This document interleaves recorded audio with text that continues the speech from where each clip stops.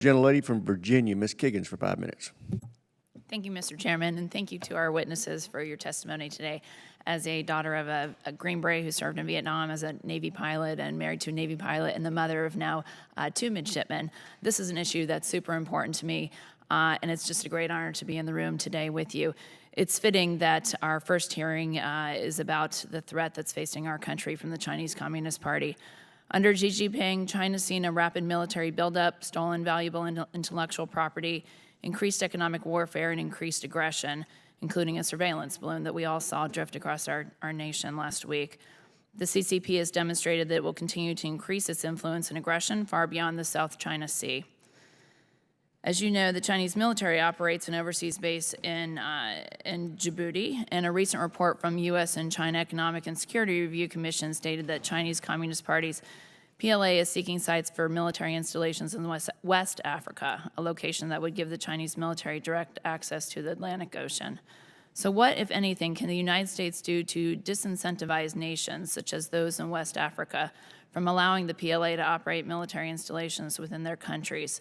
And are we contrasting their effort by contracting with foreign strategic ports and countries ourselves? So, you know, we have to convince countries not to yield their sovereignty to China. And a case in point, I mentioned it before, is Hambantota Port in Sri Lanka. And we're seeing this weaponization of debt by the PRC against these countries. All we can do, well, not all, but what we can do, what we must do, is to ensure that we share with them the information about the ramifications of falling under this debt diplomacy that China is known for. But every country is sovereign, and they make their own independent decisions, just as we do. And that's why diplomats and diplomacy matter in those countries.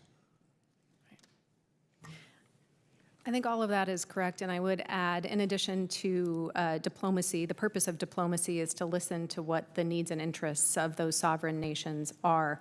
And I think we can do that without being overreactive to China's engagements in those areas. A lot of times there are other options for those nations. China just underbids and so wins contracts because it makes the most financial sense for the country at the time.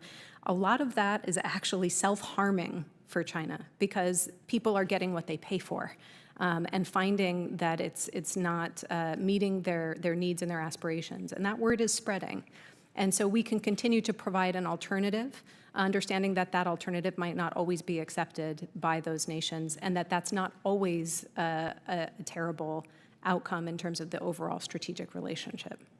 And along those same lines, I'm just wondering about the level of confidence and trust that all countries in the world have, but especially our allies out there have. You know, we watched a chaotic withdrawal from Afghanistan. We've seen our response to Russia and the Ukraine, and we even watched the response of having a surveillance balloon drift across our country. So, and then listening to you talk about just the slowness in filling the ambassador positions and this lack of strategic clarity we have, and you know, the diplomacy matters, and we've canceled these diplomatic meetings, and I agree with you very much so. So I just wonder if you both could comment about the level of confidence that is out there from not only our NATO allies, but other allies in the region. So I'll start by simply saying that I think the level of confidence in the United States is on the rise internationally, primarily in the recent past due to Ukraine. I think the American response, the bipartisan American response to Ukraine, surprised a lot of people. Most assuredly, it surprised Russia, and it galvanized our European and NATO allies to do more.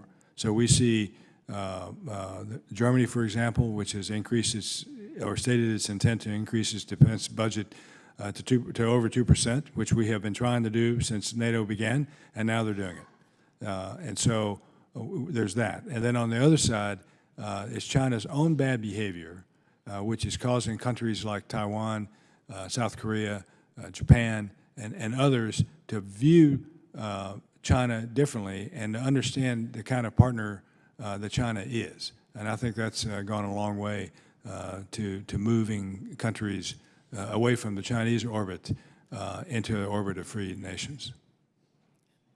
Thank you. Thank you very much. I yield back. Chair now